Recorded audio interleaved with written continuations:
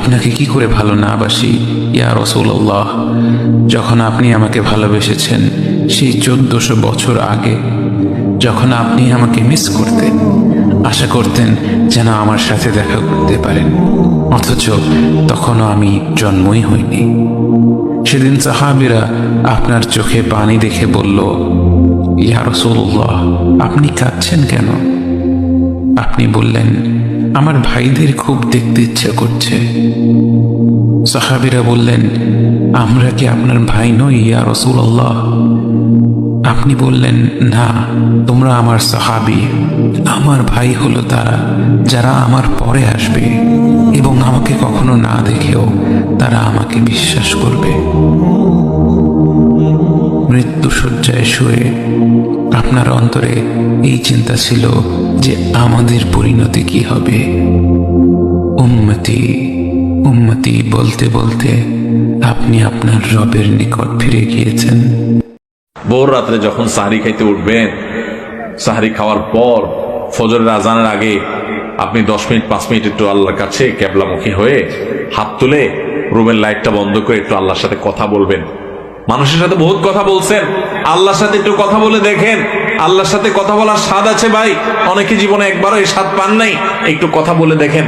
ভোর রাতে সাহরি খেতে উঠলে 10টা মিনিট একটু হাত তুলে কথা বলেন। কিভাবে কথা বলবেন? কথা বলবেন এইভাবে, ও আল্লাহ, কত গুনাহ আমি করেছি, কত পাপাচার আমি করেছি, মরতে আমার হবে, তোমার কাছে যাওয়া আমার লাগবে আল্লাহ। শয়তানের প্ররোচনা করেছি, এই রমজান মাস তুমি কত মানুষকে মাফ করে দাও।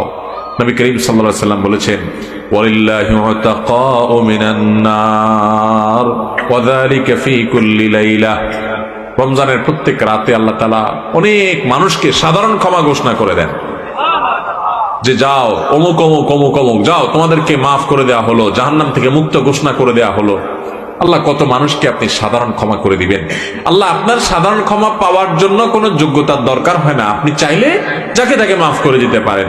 দুনিয়ার প্রেসিডেন্ট প্রধানমন্ত্রী চাইলে একটা দেশের যাকে তাকে যা খুশি তা দিয়ে দিতে পারে।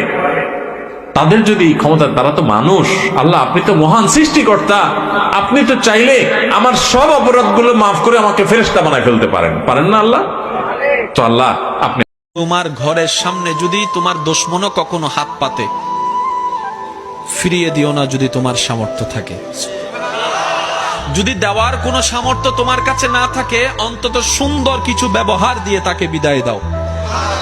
কারণ সে তোমার দুশমন হতে পারে, কিন্তু তোমার রবের তো বান্দা।